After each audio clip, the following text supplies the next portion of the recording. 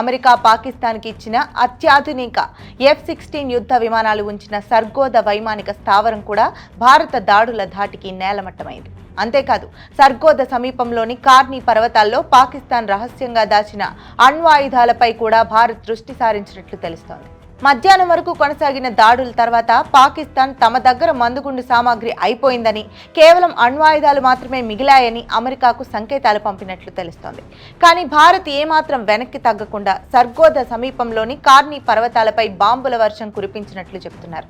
ఈ 6 సొరంగాల ప్రవేశ ద్వారాల వద్ద జరిగిన పేలుళ్ల వల్ల లోపల ఉన్న అణ్వాయుధాలు వేడికి ధ్వంసమై ఉండొచ్చని భావిస్తున్నారు నిపుణులు. ఈ దాడుల కారణంగా 4.0 తీవ్రతతో భూకంపం సంభవించినట్లు కూడా వార్తలొచ్చాయి. అంతకు ముందు చెగాయి హిల్స్ ప్రాంతంలో కూడా ఇదే తీవ్రతతో భూకంపం రావడం పలు అనుమానాలకు దారితీస్తోంది. భారతదేశం చెగాయి హిల్స్ పై దాడి చేయడంతో అమెరికా ఒక్కసారిగా ఉలిక్కిపడింది. అణ్వాయుధ యుద్ధం తప్పదనే భయం ఒకవైపు, తమ ఆయుధాలు ఇలా పేలిపోతుంటే ప్రపంచవ్యాప్తంగా తమ ఆయుధ మార్కెట్ పడిపోతుందనే ఆందోళన మరోవైపు అమెరికాను కలవరపాటుకు గురిచేసినట్లు తెలుస్తోంది.